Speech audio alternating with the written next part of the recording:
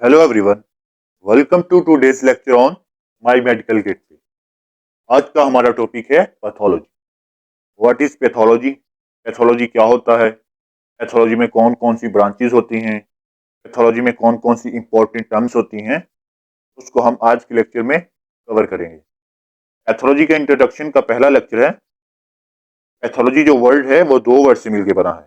ये दो Greek words हैं, pathos and logos. Pathos mean suffering, मतलब किसी डिजीज से आप सफर कर रहे हैं, एंड लोगोस मीन स्टडी। इसकी डेफिनेशन क्या होगी? स्टडी ऑफ डिजीज, डिजीज के बारे, बीमारी के बारे स्टडी करना पैथोलॉजी कहलाता है। या फिर हम इसको बोल सकते हैं study of changes in structure and function of the body in disease. एक बीमारी के दौरान आपकी बॉडी में, बॉडी के जो भी स्ट्रक्चर हैं या उनके फंक्शन हैं, जैसे वो पहले की तरह नॉर्मल काम कर रहे हैं, उसमें अगर कोई चेंज आ रहा है तो उसकी स्टडी करना पैथोलॉजी कहलाता है। पैथोलॉजी के साथ साथ एक और टर्म्स भी आती है, पैथोफिजियोलॉजी। पैथोफिजियोलॉजी जो है, इसमें तीन वर्ड्स हैं, पैथो एक, फिजियो टू और logy three. Patho mean suffering, physio मतलब फिजियोलॉजी से वर्ड आया है। फिजियोलॉजी क्या था आपका? Study of function of a body, और लॉजी मतलब स्टडी। तो इसकी डेफिनेशन क्या होगी? Study of disordered function and breakdown of homeostasis in disease. एक बीमारी के दौरान आपके जो नॉर्मल फंक्शन हैं, हमारी बॉडी के जो ऑर्गन जो नॉर्मल काम करते हैं, वो अब क्या हो गए हैं? डिसऑर्डर्ड हो गए हैं। मतलब कि वो पहले की तरह नॉर्मल काम नहीं कर रहे। उनकी स्टडी करना, साथ ही साथ जो आपका होम्योस्टेसिस होता है, नॉर्मल जैसे हमारी बॉडी काम करती है, अगर वो वैसे काम नहीं कर रही है, उसकी फंक्शन की स्टडी करना डिजीज स्टेट में क्या कहलाता है? पैथोफिजियोलॉजी कहलाता है। तो स्टूडेंट्स, अब हम देखते हैं फादर ऑफ पैथोलॉजी। पैथोलॉजी के जो फादर हैं वो हैं रुडोल्फ पॉल विर्को। पैथोलॉजी के ये फादर हैं, इसको याद रखना बहुत ज्यादा इंपॉर्टेंट है, एग्जाम में आ सकता है। अब हम बात करते हैं, हमने देखा कि पैथोलॉजी का मतलब होता है स्टडी ऑफ डिजीज। अब हम बात करेंगे डिजीज क्या है। जैसे आप बोलोगे कि कोई बीमारी होती है, या फिर आपका हेल्थ क्या है, तो इसी के बारे में हम देखते हैं। हेल्थ एक ऐसी कंडीशन होती है जब एक पर्सन एक कंप्लीट कंफर्टेबल के साथ, कंफर्टेबली अपनी सराउंडिंग के साथ रहता है। मतलब कि उसकी बॉडी जो है वो प्रॉपरली अपना काम कर रही है, यानी वो पर्सन बिल्कुल क्या है? हेल्दी है। उसको हम हेल्थ बोलते हैं। डिजीज के बारे में बात करते हैं, तो डिजीज जो है, इसका मतलब होता है, डिजीज भी दो वर्ड से मिलकर बनता है, DIS, डिस और ईज। इसका मतलब होता है कंफर्ट। तो डिजीज मतलब लेक ऑफ कंफर्ट, या फिर हम इसको बोल सकते हैं loss of comfort the ease of the body. मतलब बॉडी जो कंफर्ट जोन में थी आपकी, उससे हट गई है। बॉडी जो आपकी थी वो क्या हो गई है? कंफर्ट जोन से हट गई है, तो हम इसको डिजीज बोलेंगे। स्टूडेंट्स, अब हम देखते हैं ब्रांचेज ऑफ पैथोलॉजी। ब्रांचेज आपकी कुछ डिवीजन या क्लासिफिकेशन भी आप बोल सकते हैं पैथोलॉजी की क्या क्या होती हैं। सबसे पहला आपका आता है हिस्टोपैथोलॉजी। हिस्टो जो वर्ड है वो यूज होता है आपके टिश्यू के लिए। आपके टिश्यू में क्या क्या डिजीज हो रहा है उसकी स्टडी करना हिस्टोपैथोलॉजी कहलाता है। पहला इसमें आता है आपका सर्जिकल पैथोलॉजी, दूसरा आता है एक्सपेरिमेंटल पैथोलॉजी, और तीसरा आता है आपका फोरेंसिक पैथोलॉजी एंड ऑटोप्सी। सबसे पहले हम बात करेंगे सर्जिकल पैथोलॉजी की। सर्जिकल पैथोलॉजी में आपकी बायोप्सीज आती हैं। आपके गॉल ब्लैडर में कोई प्रॉब्लम्स होगी, उसको काट के निकाल दिया। आपके गॉल ब्लैडर में क्या क्या मसाइल हुए थे, ये सब सर्जिकल पैथोलॉजी में आएंगी। दूसरा आता है आपका एक्सपेरिमेंटल पैथोलॉजी। इसमें हम देखते हैं, जैसे कोरोना आया था, वैक्सीन की स्टडी के लिए हमने बहुत से एनिमल्स को यूज किया होगा। एनिमल्स को यूज करके हमने उसकी, उनके अंदर जो भी डिजीज पैदा करे, वो सब एक्सपेरिमेंटल पैथोलॉजी में आते हैं। थर्ड आता है आपका forensic pathology and autopsy.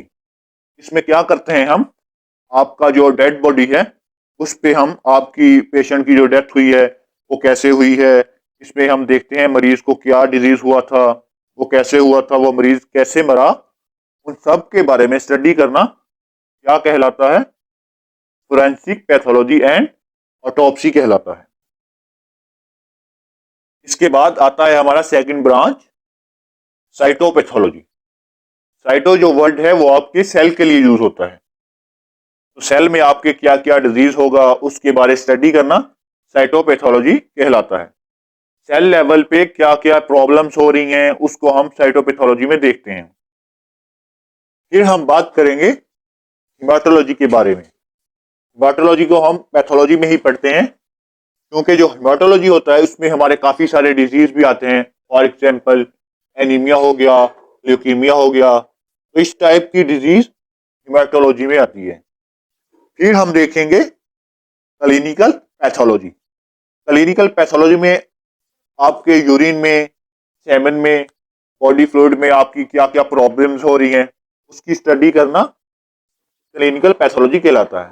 Next आपका आता है क्लिनिकल बायोकेमिस्ट्री। क्लिनिकल बायोकेमिस्ट्री में हमारे जो एंजाइम्स हो गए, इनके ओवर होने से मिसाइल पैदा हो रहे हैं, पेशेंट को डिजीज हो रहा है, एंजाइम्स हो गए, हार्मोन्स हो गए, उनकी स्टडी करना क्लिनिकल बायोकेमिस्ट्री कहलाता है। अब हम देखते हैं माइक्रोबायोलॉजी। माइक्रोबायोलॉजी में आपने पढ़ा होगा बैक्टीरिया, वायरसेस, ये सब चीजें मिलकर डिजीज कॉज करती हैं, तो ये आपका माइक्रोबायोलॉजी में आता है। माइक्रोबायोलॉजी भी पैथोलॉजी में बहुत ज्यादा इंपॉर्टेंट है। फिर हम देखते हैं इम्यूनोपैथोलॉजी। इम्यूनोपैथोलॉजी में आपका जो इम्यून सिस्टम है उसमें आपके क्या मसाइल आ रहे हैं, इम्यून सेल में क्या प्रॉब्लम्स आ रही हैं जिसकी वजह से डिजीज पैदा हो रही है, तो इसमें बेसिकली आपकी ऑटोइम्यून डिजीज आती है। नेक्स्ट हम बात करते हैं मेडिकल जेनेटिक्स के बारे में। मेडिकल जेनेटिक्स में वालदेन से जो डिजीज बच्चों में आ रही हैं उन सब की स्टडी करना हम मेडिकल जेनेटिक्स में देखते हैं। लास्ट में आपका आता है मॉलिक्यूलर पैथोलॉजी। मॉलिक्यूलर पैथोलॉजी में हम डीएनए लेवल पे, क्रोमोसोम लेवल पे क्या क्या प्रॉब्लम्स हो रही हैं जिसकी वजह से आपके सेल में चेंज आ रहा है और आपके टिश्यू में चेंजेस आ रहे हैं जिसकी वजह से मरीज की बॉडी में प्रॉब्लम्स हो रही हैं, तो इन सब की स्टडी हम मॉलिक्यूलर पैथोलॉजी में करते हैं। ये सारी आपकी ब्रांचेस होती हैं पैथोलॉजी की। मुझे उम्मीद है कि आपको समझ आ गया होगा पैथोलॉजी का इंट्रोडक्शन पूरा पूरा। स्टूडेंट्स, अब हम देखते हैं कुछ कॉमन पैथोलॉजिकल टर्म्स जो भी हमारी यूज होती है पैथोलॉजी में। ये सारी टर्म जो हम पढ़ने वाले हैं ये सारी की सारी आपके लिए बहुत ज्यादा इंपॉर्टेंट है, जो हम अच्छे से समझेंगे और इनको समझने के बाद आई प्रॉमिस यू आप कभी नहीं भूलेंगे। सबसे पहले टर्म्स आती है पेशेंट। पेशेंट क्या होता है ये टर्म्स आपको पता होगी कि पेशेंट वो पर्सन होता है, वो अफेक्टेड होता है किसी भी डिजीज से, किसी भी बीमारी से, उसको हम बोलेंगे पेशेंट। दूसरी टर्म्स आती है लीजन। लीजन की डेफिनेशन क्या होती है, restricted changes in tissue and cells produced by disease. ये एक चेंज होता है टिश्यू और सेल में जो एक डिजीज की वजह से हुआ है, उसको हम लीजन बोलते हैं। थर्ड टर्म्स आती है इटियोलॉजी। इटियोलॉजी का मतलब होता है कॉजेज ऑफ डिजीज, मतलब कि आपका जो डिजीज है उसके होने की क्या वजह होती है, उसकी स्टडी को हम इटियोलॉजी कहते हैं। नेक्स्ट टर्म आती है पैथोजेनेसिस। मतलब इसमें क्या होता है, आपका जो डिजीज है वो आपका कहाँ से ओरिजिनेट हुआ है, कहाँ से वो आपका डिजीज आया है, किस बैक्टीरिया की वजह से, किस वजह से बॉडी में चेंज आ रहा है, इसकी वजह से आपका ओरिजिन क्या है डिजीज का, साथ ही साथ डेवलपमेंट, वो डिजीज आपका कैसे डेवलप कर रहा है, सब की स्टडी को हम पैथोजेनेसिस कहते हैं। नेक्स्ट टर्म आती है आपकी डायग्नोसिस। डायग्नोसिस क्या होता है, आपका process of identification of disease. आपकी बीमारी को आइडेंटिफाई करने का जो प्रोसेस होता है उसको हम डायग्नोसिस कहते हैं। नेक्स्ट टर्म आती है आपकी प्रोग्नोसिस। प्रोग्नोसिस का मतलब होता है prediction of the cause of the disease, treatment या रिजल्ट। आपका कोई डिजीज है, बीमारी है, आप ट्रीटमेंट दे रहे हैं, पेशेंट कैसे कैसे रिकवरी करेगा, उन सब की प्रिडिक्शन क्या कहलाता है, प्रोग्नोसिस कहलाता है। इसके बाद नेक्स्ट टर्म्स आती है आपकी ट्रीटमेंट। ट्रीटमेंट क्या होता है? Providing medical care to cure disease. आपने क्या पेशेंट को मेडिसिन दी, क्या चीजें प्रिस्क्राइब करी जिससे पेशेंट रिकवर हो रहा है, इसको हम क्या बोलेंगे? ट्रीटमेंट बोलेंगे। और लास्ट टर्म्स आती है आपकी प्रिवेंशन। प्रिवेंशन का मतलब बचाव, कि बीमारी से हम किस तरीके से बच सकते हैं। इसकी डेफिनेशन क्या होगी?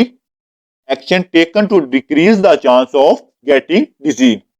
हम क्या क्या चीजें करें जिससे हम बीमारी से बच सकते हैं, हमें बीमारी ना हो। तो ये सारी कुछ इंपॉर्टेंट पैथोलॉजिकल टर्म्स हैं जिनको आपको समझना, याद रखना बहुत जरूरी है। नेक्स्ट मिलते हैं हम अगली वीडियो में, तब तक के लिए अल्लाह हाफ़िज़।